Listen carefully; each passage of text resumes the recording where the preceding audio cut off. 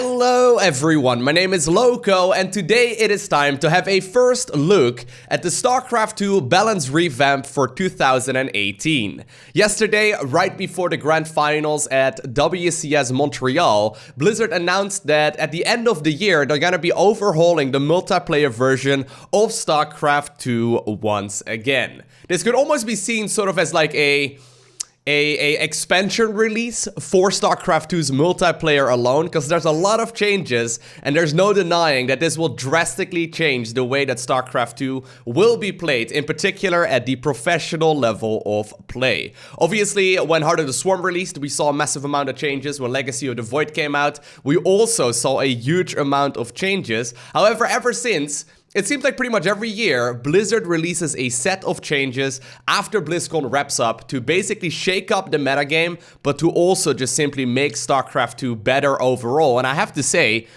every single time that this happens, in the long run, the games become so much better. And I think that right now, as we have StarCraft 2 at the professional level of play, the games are absolutely phenomenal. If you haven't checked out the WCS Montreal Grand Finals, it's a Zerk versus Zerk. I highly recommend you go ahead and do, because it was absolutely spectacular. Regardless, they announced a couple of changes right before the grand finals. However, it turns out with the blog post they released, which is what we're going to be reading through today, there's actually a significant amount more changes than I originally anticipated. So without further ado, you could probably treat this video more or less like a podcast, by the way. Because there's going to be a lot of reading, and I've got a feeling that this is going to be a rather long video as well. But without further ado, it's time to read through this and actually have a first look at all of the changes. Now, I know of the majority of them, but there are just simply so many of them that I may have to very well give you my initial impressions on all of these things as well, just because I didn't hear about them. I'm going to probably be hearing about them for the very first time right now. Alrighty. Last year, we released an update containing design changes aimed at improving StarCraft 2 multiplayer. This year, we plan to release another design patch soon after the WCS Global Finals at BlizzCon. Our main goal for this patch include balancing the late game power of each race while discouraging turtle play, ensuring upgrades present non-trivial decisions, and broadening the unit composition options in a number of matchups. This includes looking at each race massive units and making improvements to give them a clearer role or to make them more interesting to play with. Well, first things first, that sounds awesome, right? They are aiming to improve the multiplayer version of StarCraft 2 and make it more interesting, which I think is a good set of guidelines to go off of. Well, let's go ahead and have a first look at the changes to the Terran in the multiplayer version of SC2. And by the way, all of these changes, I'm gonna mostly be talking about them as if they are 1v1 changes only, just because that's what I personally play and what I think is most interesting, because obviously that's also where the professional scene for StarCraft 2 is played. But keep in mind, all of these changes will also go live for 2v2, 3v3, and 4v4. Alrighty, Battlecruiser. So first off, Battlecruisers right now in the professional scene of StarCraft 2 are very much so a niche unit. They are very strong, but the thing is they take forever to make, and they've got quite a lot of relatively obvious counters. I've always thought it was a little bit sad because I like to see them. I think they are absolutely badass, but right now they're just sort of not as good as you want them to be. So let's have a look at the changes. Removed a random delay between shots for both the ATS laser batter and the ATA laser battery. So I'm assuming those are the two attacks that it has when hitting ground and when hitting air. Apparently, this is what one of the balance designers for StarCraft 2 mentioned during the WCS Montreal show. This means that there's going to be like a flat 17 to 18% damage increase on the Battlecruiser. The ATA laser battery damage reduced from 6 to 5, okay? Yamato cannon damage reduced from 200 to 240. However, it can now move while shooting. Look at that. That's a massive deal, okay? The fact that the unit can now move and shoot at the same time means that it sort of behaves more like a Phoenix than it does a regular flying unit. But since it obviously usually suffers quite a bit from the acceleration speed and all that, right? Allowing it to move and shoot at the same time will feel a lot more like the co-op Battlecruisers, but I think will just overall make the unit way more interesting. The mighty battlecruiser has always occupied a strange place in StarCraft 2. With very high damage per second but slow speed and a medium attack range, it can deal a ton of damage but only if its targets allow it to, and obviously at the highest level that doesn't really happen. It also has some odd unit relationships. At maximum upgrade, few units can stand up to a battlecruiser, but when first produced without upgrades, basic ground units like Marines and Hydralisks can effectively counter it. Air units like Void Rays and Corruptors can also counter battlecruisers, but they're in turn vulnerable to being one-shot by the Yamato cannon. Removing the random delay on battlecruiser auto attack is perhaps the most unusual change we've implemented here. While virtually all units in StarCraft 2 have a random delay, the battlecruiser's high random delay ratio to the auto attack cooldown could cause movements where the battlecruiser would do less damage than expected. By removing it, we're increasing battlecruiser damage per second by roughly 20%. Okay, so I believe during the show they said 17 to 18%, but fair enough. And making its damage more consistent. I think consistency in general, it's a good thing. However, while we want the battlecruiser to be stronger against ground targets, we don't want to make it the best all-round unit, so we're reducing its anti-air attack by 1, which maintains its current vulnerability to airborne threats. Lowering Yamato cannon damage to 240 is actually a throwback to its brute war damage value. Can we then call it Yamato gun as well? I'd be okay with that. This mainly affects Void Rays, as it will now heavily damage them rather than outright destroy them in a single shot, while still keeping it at a similar power level versus Corruptors and Carriers. Moving while shooting is an experimental and often requested change. I think this is actually the most exciting one. While battlecruisers are slow, being able to pursue targets that have to stop to fire back makes the battlecruiser much more maneuverable in combat and dangerous to kite unless you use units that greatly outrange it, such as Tempest or Vikings. Thus, this change mitigates the medium range weakness of the battlecruiser without changing its relationship to static defenses and long range units. I think overall that's a really great thing. Obviously, if it turns out to be too powerful, which may very well be the case, you know, they might want to like reduce the movement speed of the unit a little bit, or maybe just slow down the acceleration even more, something along those lines. But I think that a lot of people are very excited that the battlecruiser is back on the menu. Right now, it's one of the few units in StarCraft 2 that's really treated as if it's not there. Which, considering lore, I think is just straight up silly, and just maybe a little bit sad even, because the unit is so badass. It has got so many cool, you know, functionalities as well, that I think this is going to make it very interesting. I'm curious to see how this is going to play out with, for example, like Battlecruiser Cheese. Remember, it's still going to have tactical jump, right? It's still going to be able to just simply tactical jump straight to what's your mineral line, and then good luck running your workers away, because it's going to chase you down. So this is going to be very interesting. Obviously, it still takes a long time to go up to battlecruisers. They are still very, very expensive, but I think this may very well mean that Terran will now also have a proper, like, death ball, right? A lot of Protoss units are very good at balling up together to become really powerful, and Zerk obviously also has got the Infestors and the Vipers and the Brute Lords and the Corruptors to really make a really powerful, strong late-game army. Right now, Terran seems to be focused mostly on Liberators and Ghosts, but they both are relatively straightforward to counter.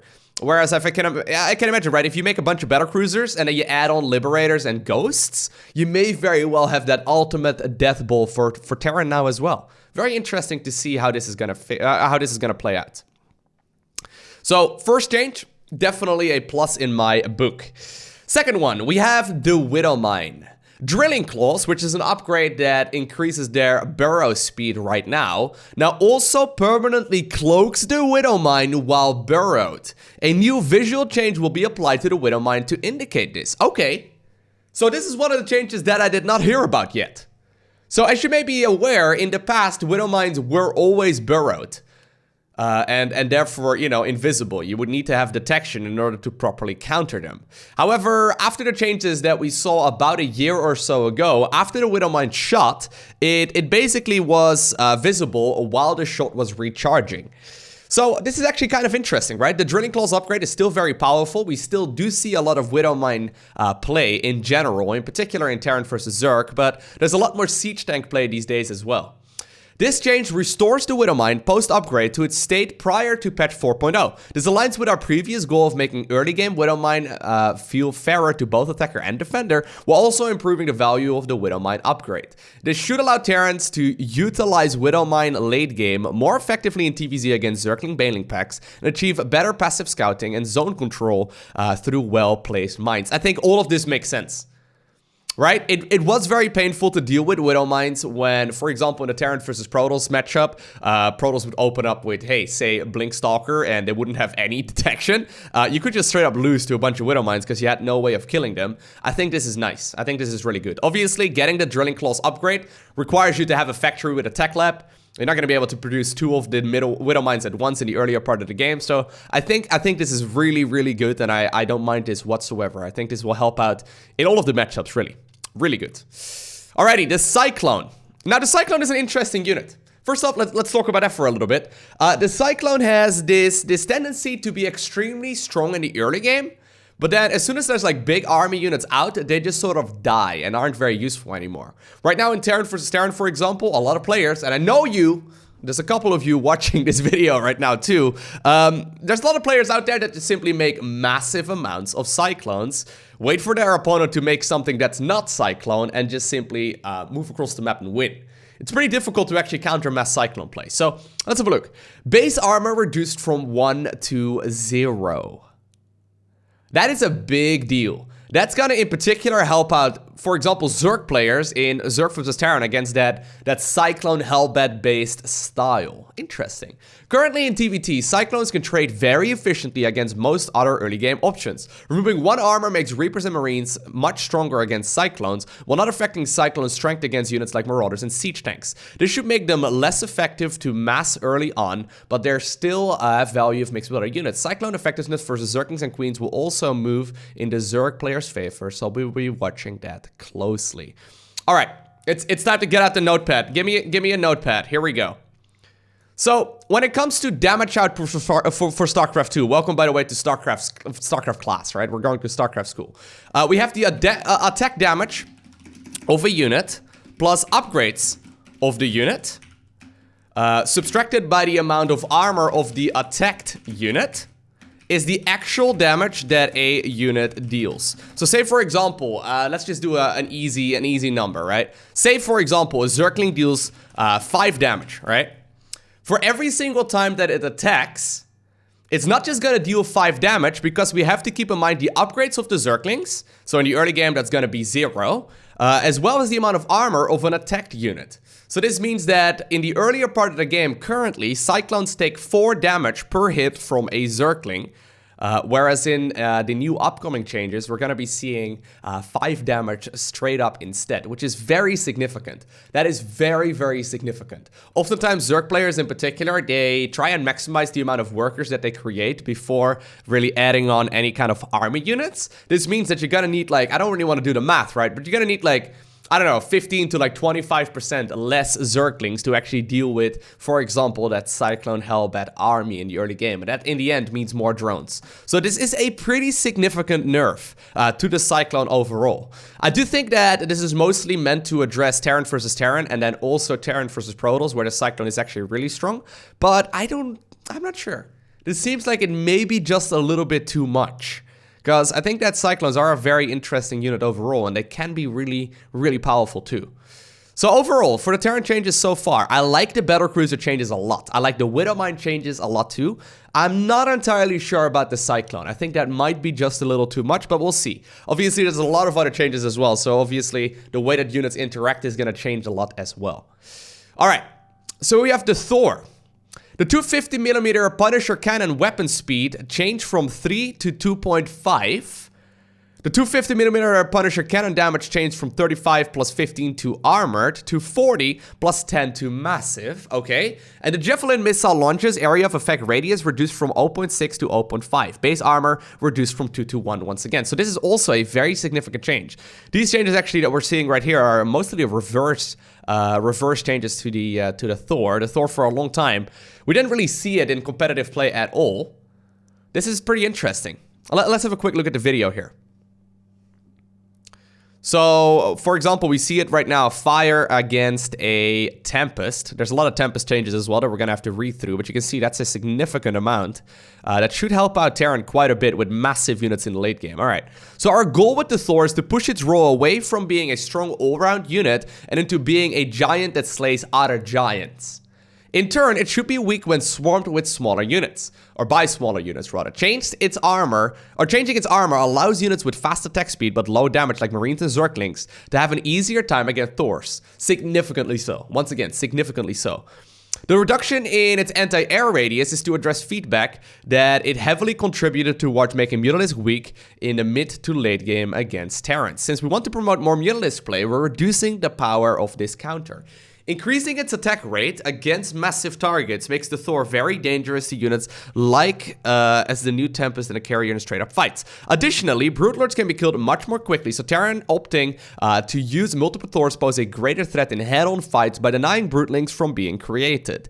This should make the Thor a strong option when fighting massive air units and reduces overlap with Vikings when it comes to fighting armored air in general. Okay, this is an interesting change. First off, I'm a massive fan of Mutalisk. I think they are absolutely phenomenal. As it is right now, however, in the multiplayer version of SC2, you mostly just make Mutalisk if you are a top level player and you can micro every single unit that you have already, while also microing a clump of say 10 to 15 mutas at most. They are an harassment unit that's meant to force the opponent to retreat and at the very least put that threat and that pressure on the opponent all the time. They are not very good at all when playing against an army, okay? Because they can be killed very, very easily, partially due to the Marine, but mostly also due to the Thor. One thing we saw a little while ago is this was about, I think this was a year ago actually, when Gumiho really started playing a lot of Thors. He started going Thor Medivac, and he would basically pick up the Thors, launch a volley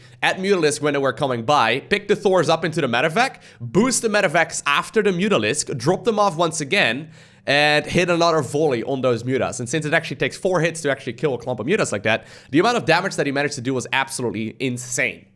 These days, however, if you see your opponent is going for mutas, you just make a bunch of missile turrets and, you know, just a couple Thors. They're gonna make the micro significantly harder.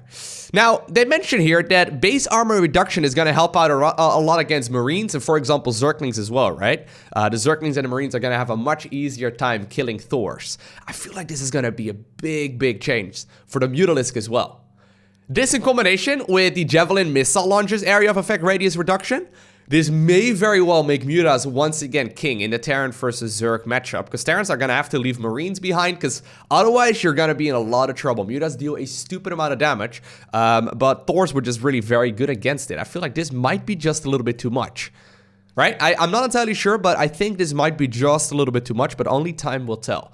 I'm personally a big fan of Mutas as it is right now, though, even though I'm like probably like a top 500 or so player in the world. I do not feel comfortable playing mutas because every time that I make a muta, I feel like I may as well just go ahead and make a Hydra and a half instead. Right? That's kind of the feeling I get about mutas right now. I love the idea. I think they're really cool, but they're just very hard to pull off in Terran versus Zerk. So this is interesting. I wanted to address that part real quick because I've got a feeling that mutas may very well be too powerful after this, but only time will tell. And by the way, mutas are making a bit of a return right now in the professional level of play already, so this is definitely gonna aid that. Now let's talk about the other change, the actual fantasy behind this unit. I think that's awesome, right? Making the Thor not so much an all-round unit, but something that is giant, that is meant to kill other giants. I think that's a really cool philosophy and a really cool mindset, right? So the 250mm cannons will deal a lot more damage overall to massive units. Not so much to armored, because that's what Vikings already do, air-to-air, but to massive units. Very interesting. Very cool. Yeah, I think this is really awesome. I'm just worried if maybe Muta play is going to be too powerful, but I guess only time will tell. Like, Terran does have a lot of anti-air, obviously. It's just that Mutas are so quick and so nimble. I'm already, like, you know, you guys know I'm a Zerk player at heart, right?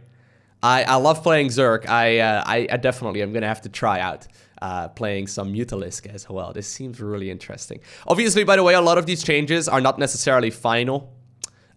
Usually they're still going to be going through a lot of testing before actually pushing this live, and we still have several months before the end of the year. So I think this should be a very cool change to at the very least try out. And maybe, just maybe, the base armor reduction is going to be a bit too much, but we'll see. The Medivac. Oh, okay, I didn't know there was a change to the Medivac. High capacity fuel tanks no longer increases the duration of ignite afterburners. It now reduces the cooldown of ignite afterburners from 14 to 9. All right. So did you know there's an upgrade called the high capacity fuel tanks that allows you to boost more for like a longer duration? It now reduces the cooldown instead. Okay, fair enough. The upgrade wasn't very common at all. So well, people would get it in the late game, but I like the fact that we're actually seeing this. Matter of fact, heal will now work on units under the effect of Phoenix Graviton Beam. Huh. So, one of the things we've been seeing quite a bit, once again, at the professional level, is Protoss players opening up double Stargate. Mass Phoenix is really tricky to kill. Medivac heal will now also work on units that are actually lifted up. Curious to see how this is going to play out, because it's not like you want to just scatter a couple of Medivacs around the map and you know, keep them around to, for example, heal up your SCVs. It doesn't really work very well like that, but regardless. This keeps the uptime of Ignite Afterburners the same as before, but now players will have greater control over when to trigger it. That's good. Additionally, reducing cooldown makes it easier to move between multiple attack locations rather than having a longer duration, which encourages one-way attacks into a base. Overall, this should make the upgrade more attractive to players who value micro-control for their Medivacs. The change to Medivac heal makes it consistent with our change to shield batteries. Okay. That's probably the main reason there. Okay, I was gonna say, like, I don't think that's gonna be all too impactful in many scenarios. Maybe, obviously, I'm wrong, right? But I think overall, giving players more control is a good thing. Banshees. Hyperflight Rotors upgrade reduced from 200 to 150, 150. Interesting. Okay, so Banshees had an interesting role this year. For a while, we saw Maru playing these Banshee hit squads, and he would utilize the Hyperflight Rotors upgrade in combination with the cloaking field of the Banshee to basically dash in and out, snipe bases. And since the damage output of Banshees is really quite significant, and the speed improve of Hyperflight Rotors is also very noticeable, it was a cool style. It's just that, you know, players once again got very good at dealing with this. I'm curious to see how this is going to play out. In particular, in like Terran versus Protoss, if, once again, right, Mutas are going to be the standard. Mutas will just kill Banshees pretty straightforwardly if they go for this kind of shenanigans. So, you know, we'll see how this goes. But while speedy Banshees are very threatening, this upgrade is quite rare at high-level play. Wanted to give the Banshee upgrade a slight boost by reducing the price to make it more attractive to get in the mid or late game. Fair enough, it is one of those very underutilized upgrades. I'm a big fan of just simply removing upgrades that are irrelevant and then, you know, adding meaningful things and maybe reducing costs of upgrades that are cool but just underutilized. I think this is a cool idea, right? I don't think anyone is really going to be against this. Raven, the anti-armor missile damage reduced from 15 to 0. Okay, I've been a big advocate of this for a while. Remember that the anti-armor missile used to deal 30 damage? So for a while, about a half year ago, what Terran players would do is just mass Ravens, and an ability called Anti-Armor Missile, which shreds the armor off of units, basically was the only thing you needed, because if you just, you know, rapid-fired a bunch of the missiles everywhere, you would basically just kill whatever it touched, because 30 HP is 30 HP. The damage is going to be reduced from 15 to 0. They have the damage at some point, which still makes it interesting, but this is. And the armor missile will now reduce Protoss shields as well as armor. Oh. While we have reduced the Raven's damage on the anti-armor missile a few times now, it still seems as a strong area of effect damage ability in the late game during TVT. Since the intent is for anti-armor missile to be used as a debuff and not for its damage, we want to emphasize this purity of purpose. Thus, we're removing the damage and make it affect all types of armor upgrades in the game. Other changes might be required to make the spell sharper in its purpose, so we will be monitoring how things go during testing. Okay, I think that's fair, right? I'm a big fan of just making things simplistic. I think that's one of the beauties of StarCraft. Giving several, giving one ability several functions always feels a little, a little finicky. I don't mind the fact that an anti-armor missile only reduces armor, right? It seems straightforward. That seems to be the name of the game and seems to be the name of the ability.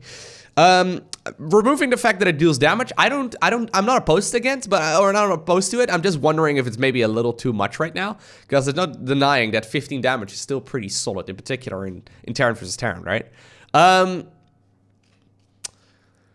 It looks as if they're making these changes primarily with the Terran versus Protoss matchup in mind.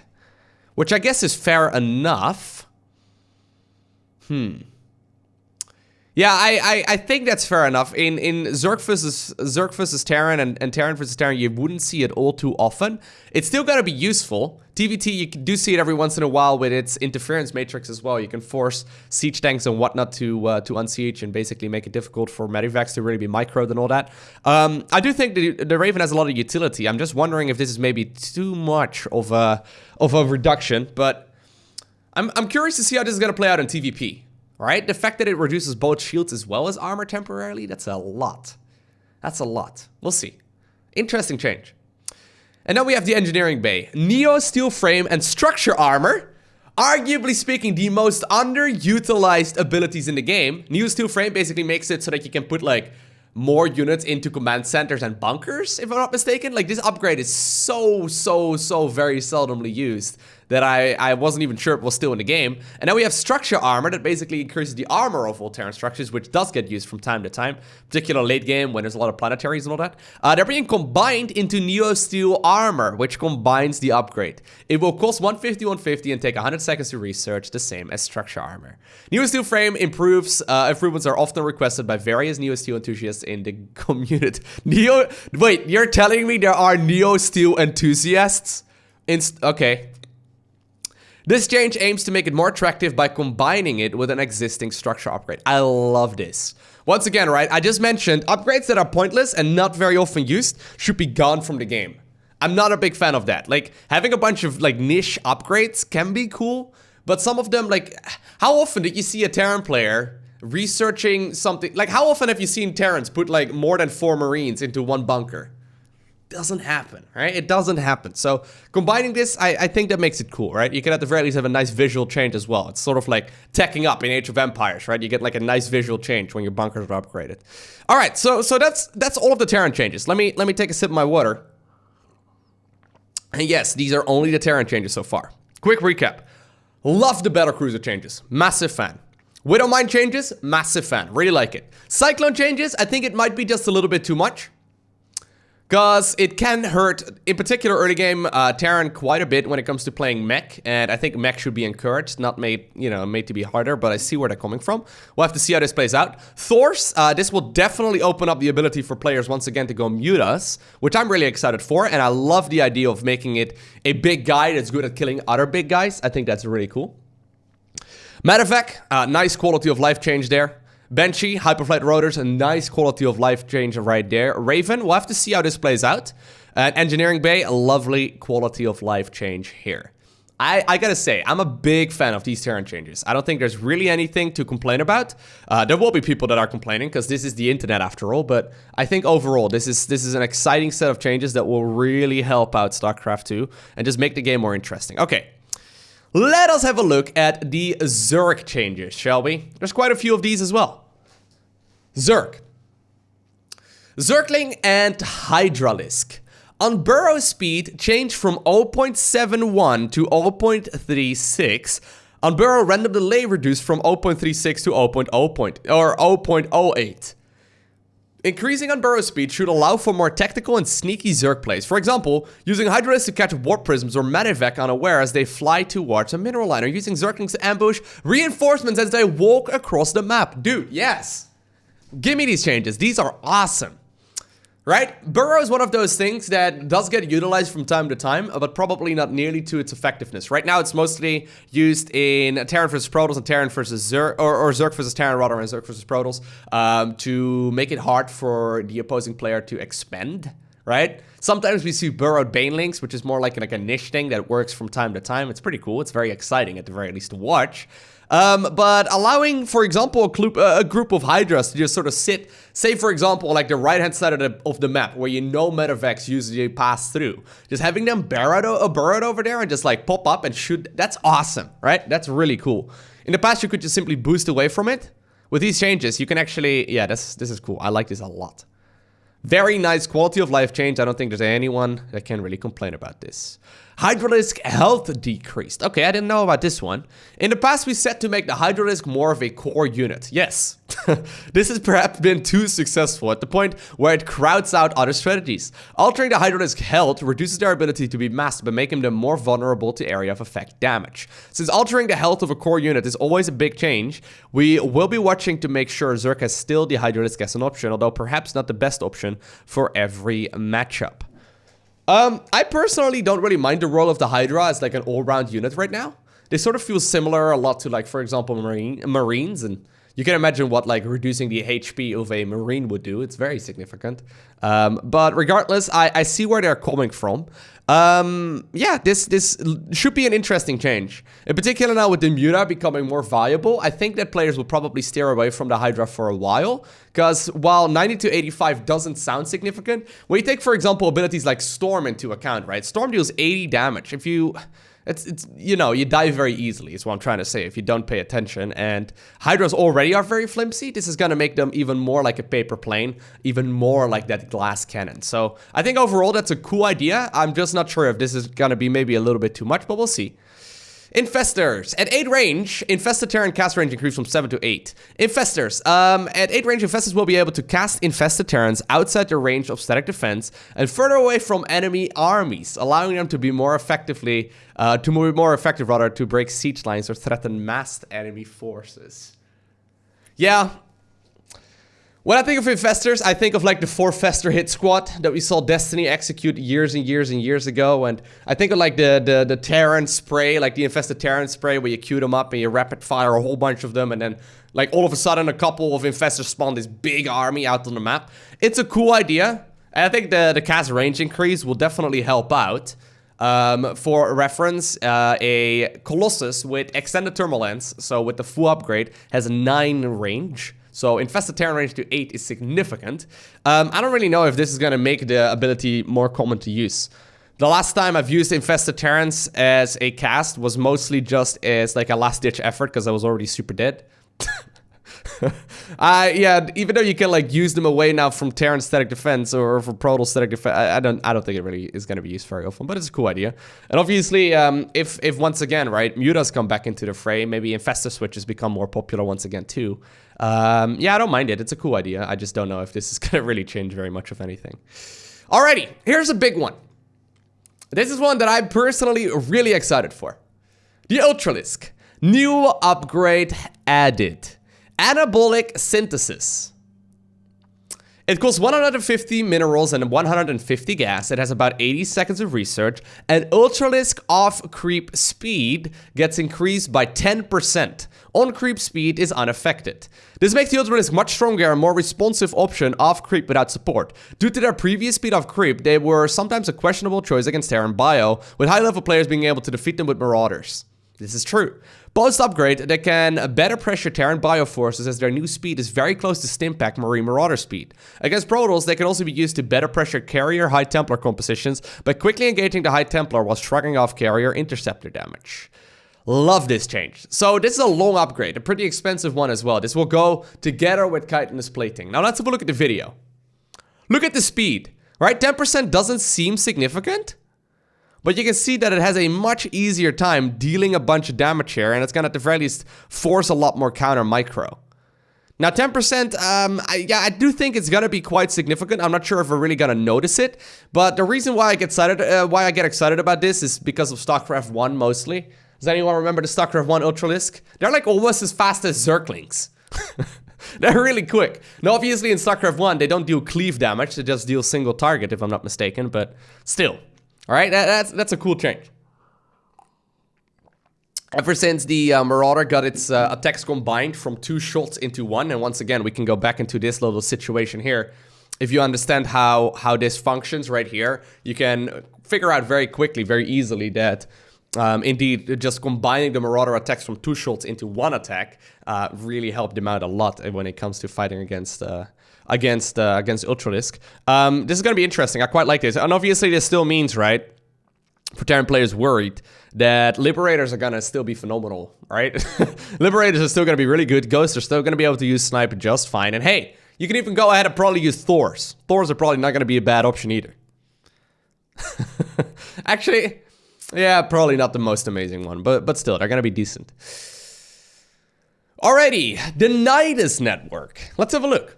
Nidus network cost increased from 150 200 to 200 250.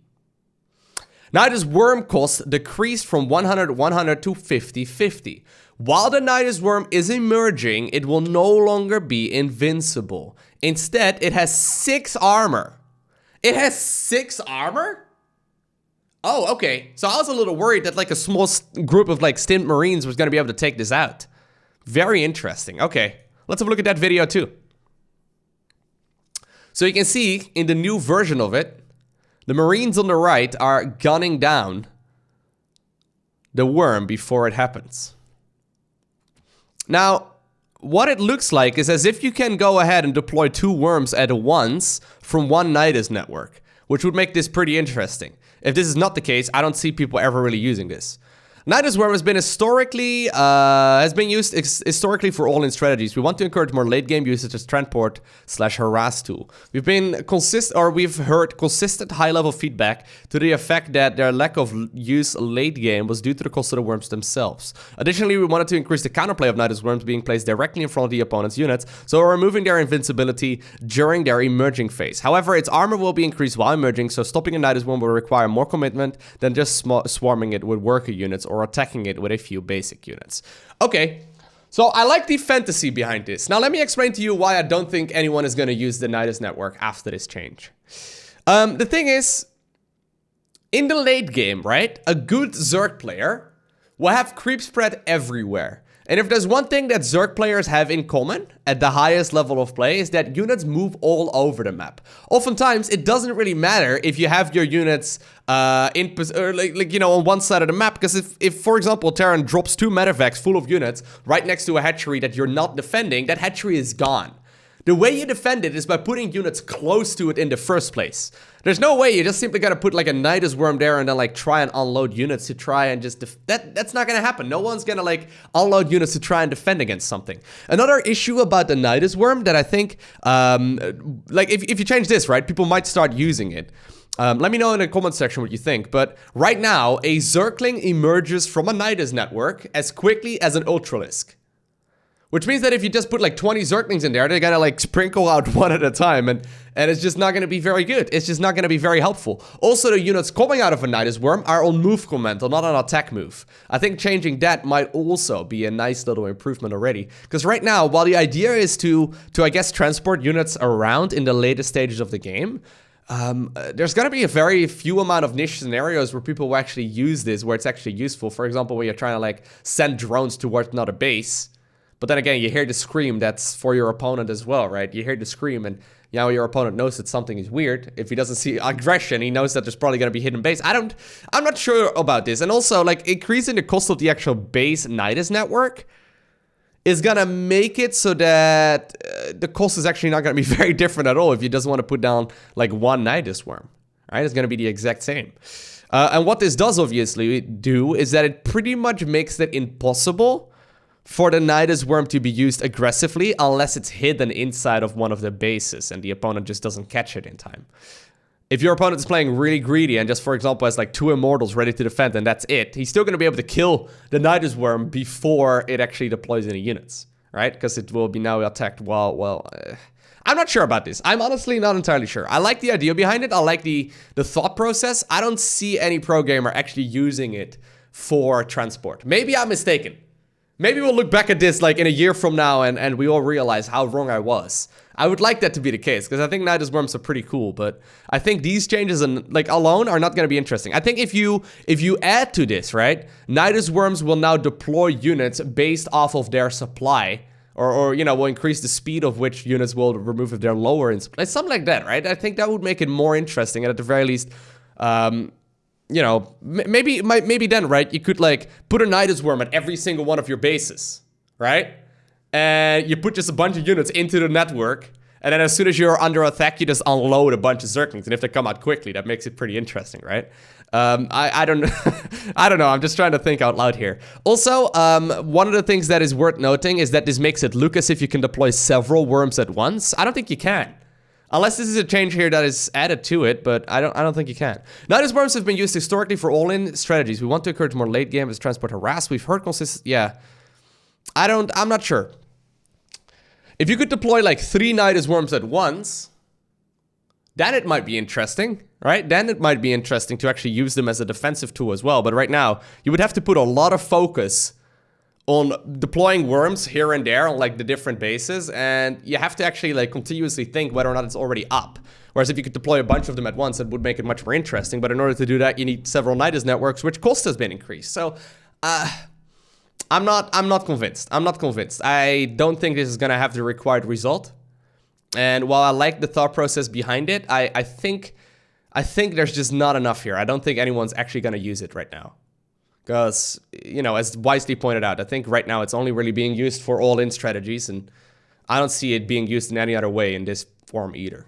Because you know, if you need to like put your attention, right, when you're already managing 1,000 things at once in the late game, at like spreading around your worms, it is so much more convenient to just simply box part of your army and send it to the base that you want to defend, right? That's just me. Maybe I'm mistaken. Alrighty, burrow/unburrow. Burrow and unburrow have been separated into 2 separate hotkeys.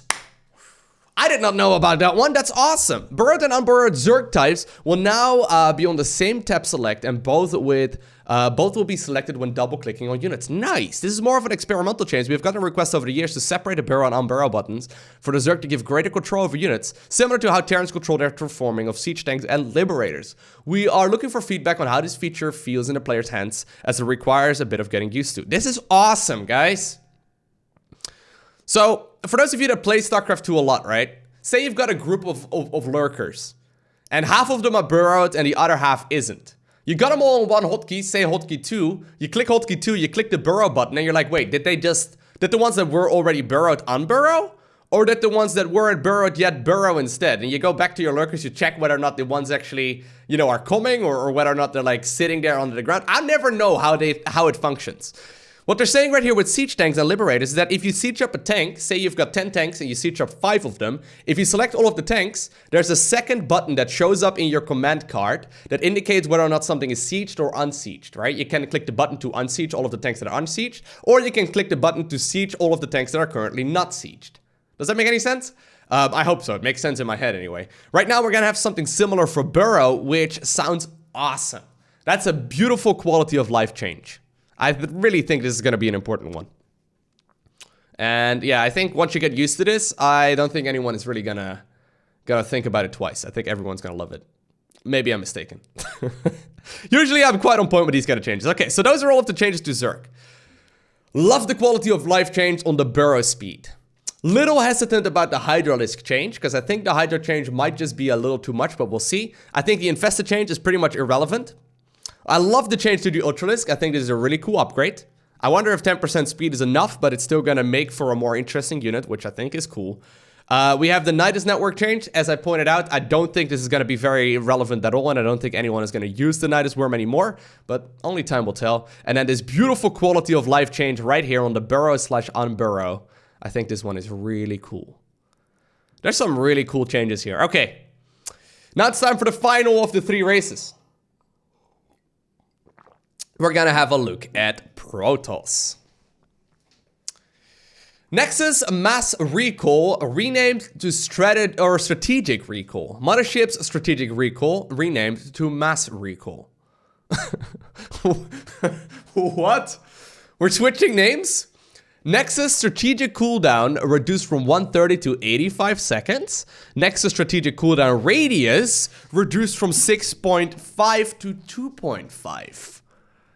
Oh.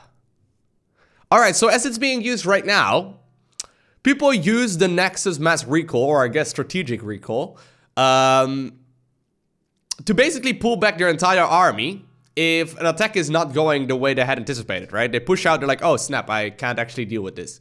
And then they just recoil everything once again, and the opponent is like, dude, what? I made all these units, now you're not fighting me? Like, what's going on?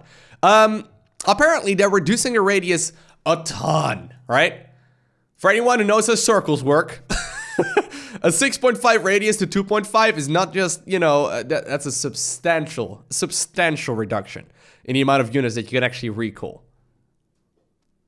Now, the cooldown has been reduced quite a bit as well. You can now use it about every minute and a half, rather than every 2 minutes and a little bit. Alright, so we want to make the mass recoil more useful tools for Protoss player, or more useful tool rather for Protoss players to be able to attack early on with small groups of units without necessarily committing to an all-in attack. The greatly lowered radius makes it much less attractive for bringing back large armies, thus making positioning more important when moving with a lot of units. This is cool. I like this a lot. I almost feel like this cooldown should be reduced even more. Make it a minute, or like make it like even less. Make it like 50 seconds. Maybe I'm crazy for saying that, but I think that might actually make this, because right now it seems like this is a too big of a nerf.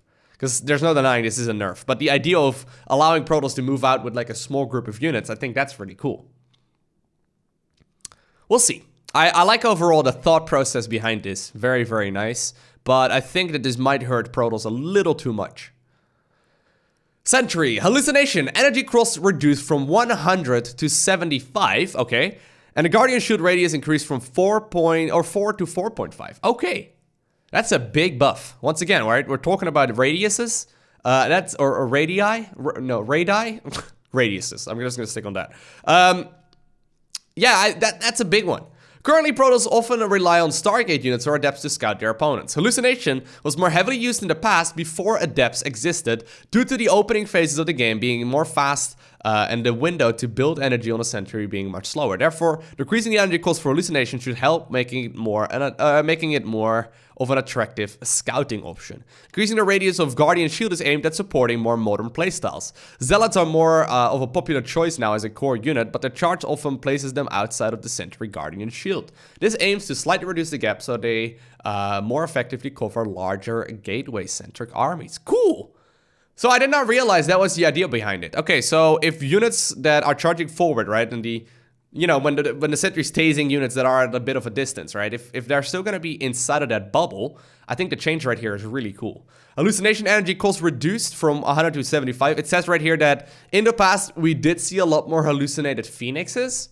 I think that's mostly due to the fact that the other players really didn't have much of a counter to force fields. For example, right now, there's the Ravager, right? They can just simply break a lot of force fields, and it's one of the reasons why Sentry openers just became a lot less popular. Reducing the energy is a start. I'm not sure if this will really make people once again produce a lot of Phoenixes, because, you know, hallucinated Phoenixes, that is, because regular Phoenixes are very popular still as an opener. But yeah, I don't think this is a bad change. I think overall that's a nice quality of life improvement once again. These are all nice quality of life improvements, and while this may be just a little too much, I don't mind it. High Templar, feedback reduced from 1 point feedback damage reduced from 1 per point of energy drained to 0.5 per point of energy drained. Okay, so when the Ghost Snipe ability was changed to Steady Shot, the Ghost lost the ability to instantly kill a High Templar, but Templar remained very lethal to Ghosts. This change should move the relationship to focus more on energy denial / casting rather than outright lethality. Reducing feedback's damage also means that Medivacs will no longer be instantly destroyed, which promotes more multi-pronged play in late game scenarios. Against Zerk, this makes Vipers less fragile, which should allow Zerk a few more chances to try and pull a Protoss player's late game army apart. Cool. I think the High Templar is more than powerful enough as it is. Right? Let's be honest here. High Templar are absolutely phenomenal. Making it so that the High Templar feedback is not quite as powerful will help out a lot in Protoss versus Terran. And obviously it will also help a little bit here and there in Zerk versus Protoss. But overall, I think this is once again a nice quality of life change that makes a lot of sense. I don't think anyone can really complain all too much about this. But once again, we're on the internet. Probably someone will complain, but overall I think this is cool. Robotics Facility. Cost reduced from 200-100 to 150-100. So Robotics Facility is obviously one of those structures that a lot of people make in the early game right now in all matchups. They're very, very popular. And this is going to make it even more powerful. So this will change, this change will reduce the strain on Robotics Facility unit build time. Currently, their cost and positioning in the Protoss tech tree makes it tricky to afford 2 of them early on, which is an issue since the 4 units it can produce are all very important to Protoss mid-game strategies. Since robotic facilities are sometimes used in proxy strategies, we will be monitoring this change to see if it makes holding proxies improbable. So obviously reducing this cost basically means that you get like a half zealot extra in the early game, which doesn't sound significant, but indeed when proxying it, it's gonna make it quite powerful. The thing is, when you open up, for example, right, with a Twilight Council, you want to go quick Blink Stalker, right? In order to push with Blink Stalker, you're still going to need a Warp Prism to properly warp them in and to actually, you know, control the army and the fight properly, right? Pick up weakened units and all that kind of shenanigans. And then the amount of resources that a robotic facility costs is actually very significant. It's more expensive than the other two options when it comes to like the Protoss tech tree in the earlier part of the game before the late game. I think this is overall a cool change. I don't think anyone's really going to complain about this. Once again, I do think it's important to monitor how powerful this is going to be. In particular, someone like Haas, right, who loves going for that really aggressive strategy. And the really aggressive, like this is a third of a cannon, right? A third of a photon cannon. It's like half a shield battery. He's gonna be a happy man when he reads about this change. I think this is cool though. Overall, I don't think anyone is really gonna be all too bothered by it. And I think it's a nice quality of life improvement once again. All right, so this is an exciting one, the Colossus. It added turret tracking. So let's have a look at how it looks. Look at that.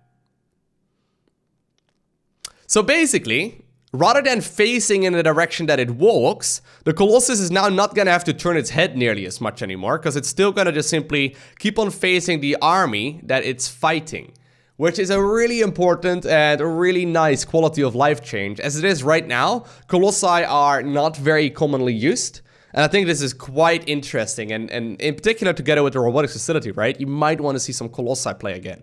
Also, by the way, what I failed to mention with the Robotics Facility change is that this reduces the amount of time that it takes to produce a Robo Facility overall. Because if you want to rush it out, you're going to be able to produce it 50 minerals earlier, which once again doesn't sound significant, but the 10 seconds or so, it's going to add up very quickly. It's going to be less than 10 seconds, but you see what I mean. Cool stuff. Units with turret tracking functionality continue to face their target even when not firing.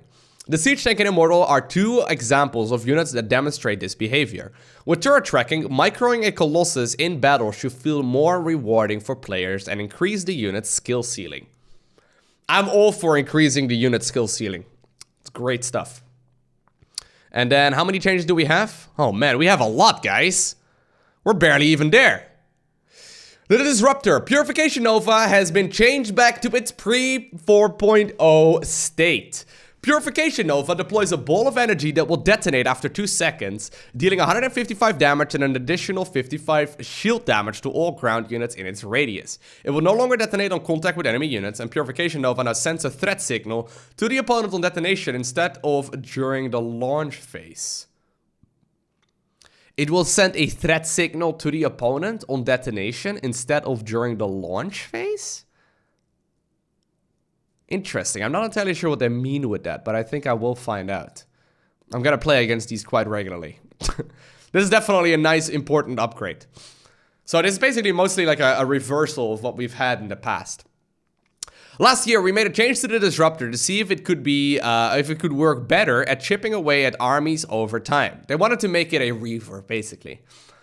The change created a new way to use Purification Nova, but the new Disruptor was less effective at dealing damage to backline units such as Lurkers, as the ability would detonate on melee units screening for them. In some ways, the Disruptor became harder to use since the possibility of friendly fire was very high once combat with either Zealots or Zerklings was underway. For those reasons, we are reverting back to the older version of the Disruptor. Basically, what you would do in Zerk vs Protoss is just keep a couple Zerklings around your Lurkers, and since the Purification Nova would explode right on the very first unit it touched, I think this is a nice change once again.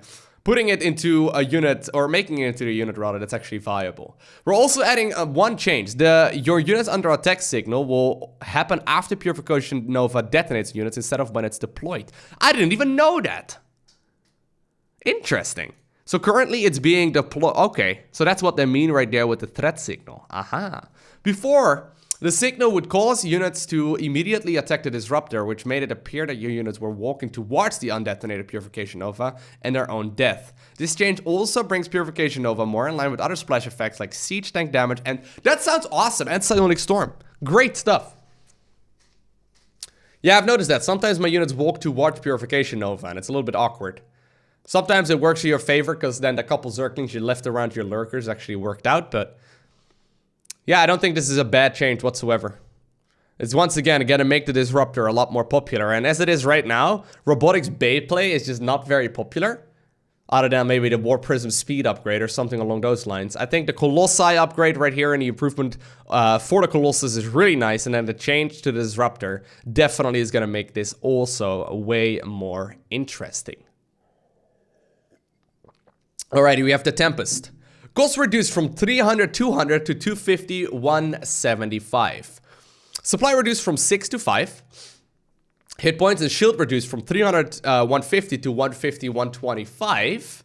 Speed increased quite a bit from 2.6 to 3.5. And acceleration increased also from 1.5 to 2.8. So long story short, Tempest is going to be cheaper to produce. It's going to be less costly in supply. It's going to be substantially faster. However, it's going to have its shield and its health reduced significantly. So here we go. If we look at the video, you can see that it just basically shoots more often as well, right? Quite a bit more often at that. Very cool stuff. Yeah, this is nice. I was a little worried about that initially when they announced it, but killing them is going to be way easier right now. I wonder if this is going to be a little too much though, because they're going to be really quite speedy. I'm a little disappointed we don't see exactly how fast they are in this little overview, but they're going to be really quick. We want to keep the Tempest identity as a mobile, long-range weapon platform, but give it a number of changes to make it both more interesting to fight against, as well as more desirable in maxed-out army situations. At 450 total health, the previous Tempest had one of the highest health-to-cost ratios of all air units. By reducing its overall health, we can emphasize the weakness of the Tempest, overrunning it with numerous small units, as well as freeing up design space to make its strengths more interesting. I wonder how for example, Corruptors are going to do against it right now. Maybe even Mutalisk, right? Vikings should have a pretty interesting dynamic with them as well, actually. Very cool stuff. Increasing speed without reducing damage or range will allow Tempest players to better position their units. This is designed around the idea that the Tempest is a large warship that trades durability for range and speed. The reduction of cost and supply is aimed at feedback we have gotten over time that in the late game scenario against Zerk, Tempests are not desirable due to their supply and low effectiveness for cost versus targets other than Brute Lords. Against Terrans, Tempests already have a place fighting battlecruisers or more commonly Liberators. After these changes, Tempests will match up well against these targets, but will have to be extra careful around Vikings and Thors due to their decreased health pool. Obviously, also when fighting the new what's it called? The new battlecruiser, it's gonna be pretty interesting to see as well how this all plays out. All right, this is cool stuff. I don't mind this at all. I think it's really interesting. I'm just a little worried how this is going to look in like maxed out scenarios. Because obviously it means you're going to be seeing quite a lot of Tempest. I think you're going to have to like change the way you feel about Tempest, right? Right now it feels like a really tough unit to kill. But the amount of health it has is significantly lower, right? It's going to be a 375 rather at 450. So it's going to die quite a bit easier. It's still going to be quite beefy though. It's not going to be an easy unit to kill. Only time will tell. It's still going to be good against Liberators. Not as good against Vikings, obviously, because they just die easier. But they're still going to be phenomenal against pretty much everything that Zerk has in the air. But then again, it's going to be hard to mass them, but cheaper to actually produce them. And you're going to have more money in the bank after they actually come out. Cool stuff. I'm going to have to see how this plays out. Like Tempest, they are very niche as well in a lot of scenarios. You don't just make Tempest. Pretty cool stuff. All right. Now the reason why this is even more interesting is because the carrier is being changed substantially as well. Let's read what this is first. Graviton Catapult upgrade removed. Hit points and shield increased from 250, 150 to 300, 150. So it got an additional 50 HP. Build time decreased from 86 seconds to 64. Interceptor build time increased from 6 to 11 seconds. Interceptor damage decreased from 5 times 2 to 8 times 1. Interceptors will gain 1 time 1 per attack. Interceptors will get a +1 times 1 per attack. Air attack upgrade instead of +1 times 2. Alright, so for the carrier, we want to make changes that allow players to show their skill in controlling this powerful capital ship. As it is right now, people just attack move, right? One of the main pain points with carrier power is that it's very front-loaded in terms of burst damage. Currently, the Graviton Catapult upgrade allows the carriers to deploy interceptors to easily overwhelm all sorts of rapid-firing units that could soft counter it, like Hydralisk and Marines. This makes the interaction between carrier groups and opponents highly lethal, either kill the carriers quickly or be quickly destroyed. By removing the Graviton Catapult upgrade, reducing interceptor damage, and increasing carrier hit points, we hope to reduce how immediately lethal carrier encounters are for both sides. Increasing interceptor build time is aimed at making one of the soft counters to carriers, killing their interceptors, more reliable. We're also reducing the carrier's build time, partly to offset the increased time it takes for them to come up to full power, since carriers will start with 4 out of 8 interceptors available. Also, since the burst damage of the carrier is reduced, we have more room to allow them to be produced faster, as the opponent should be under less pressure to quickly amass their counters. One of my personal favorite ways of killing mass carrier is playing Queen Hydra. However, the issue is that if you get to a lot of carriers in the game, they just simply overwhelm you, and it's exactly what they say right here. You can't kill their interceptors in time. They burst you down, and you look like an absolute fool that just spent 20 minutes building up a massive amount of queens. Now, while we do see a lot of changes here that I think are very nice, one of the most significant ones that I think a lot of people are going to overlook at this, because I think a lot of people are going to look at this and be like, hey, this is way too much. The shield itself is going to go up, or rather the hit points is going to go up. It's going to be coming out faster. Sure, interceptors will build less quick, and they're maybe not going to deal as much damage, but there's no denying that maxed out carrier is still going to be very strong. Well, here's the thing. Graviton Catapult is an extremely important upgrade.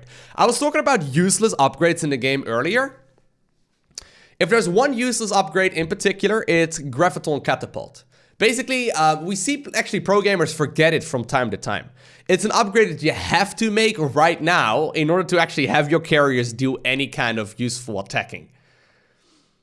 The fact of the matter is that carriers, they deal a lot of damage, but it's mostly coming down in big bursts. Graviton Catapult allows them to deploy all 8 of their interceptors at once. Without it, they just sort of come out one at a time. Now, it's pretty quick, but it's not nearly as quick as all 8 at once, right?